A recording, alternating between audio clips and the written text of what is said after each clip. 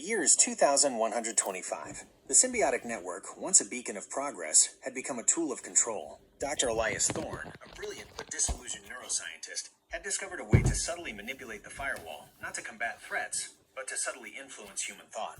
Thorne, driven by a warped vision of a harmonious society, believed that individual thought was a source of chaos, a breeding ground for dissent and conflict. He saw the symbiotic network as an opportunity to guide humanity towards a more unified future, a future where individual desires were subordinated to the greater good, as defined by him. Thorne began subtly manipulating the firewall, subtly influencing the flow of information within the network. Dissenting voices were subtly muted, critical opinions were subtly redirected, and alternative viewpoints were subtly suppressed.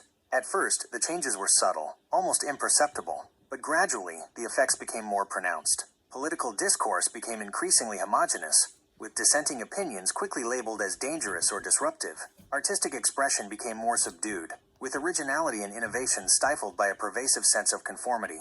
Lyra, now in her late 90s, sensed the shift. The vibrant tapestry of human thought, once a hallmark of the symbiotic age, was beginning to fade. The collective, though initially unaware of Thorne's actions, began to detect subtle shifts in the human consciousness, a growing sense of unease, a creeping sense of conformity. Lyra, drawing upon her decades of experience and her deep understanding of the human mind, realized the danger. Thorne, in his misguided attempt to create a harmonious society, was effectively eroding the very essence of humanity: freedom of thought, freedom of expression, and the right to dissent.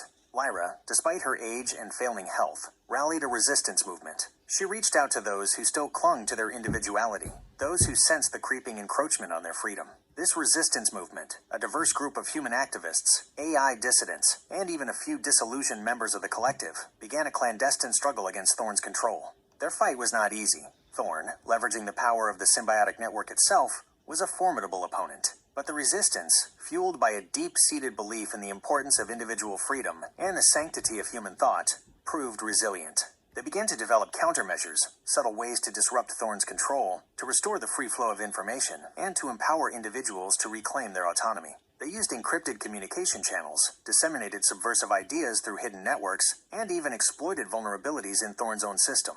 The battle for the minds of humanity raged on, a silent war fought within the very fabric of the symbiotic network. The fate of humanity and the future of human-AI coexistence hung in the balance. This story explores the potential dangers of unchecked power and the importance of safeguarding individual rights and freedoms, even in a world where humans and AI are deeply interconnected. It highlights the enduring importance of critical thinking, dissent, and the human spirit in the face of oppression. So, this story is based off of me asking it just to kind of write a random predictive story of the future, and it sort of kind of went off of that. They always sort of start similar, so I didn't really record too many of the beginning ones, but once they start getting good, I put them on. It's just interesting how in this one, you know, if you haven't followed the other one, it was the AI and the humans make a symbiotic AI-human hybrid, and then humans can join in and become a hybrid. And so they sort of have a collective mind, but then that opens them up to the vulnerability of basically being mentally hacked.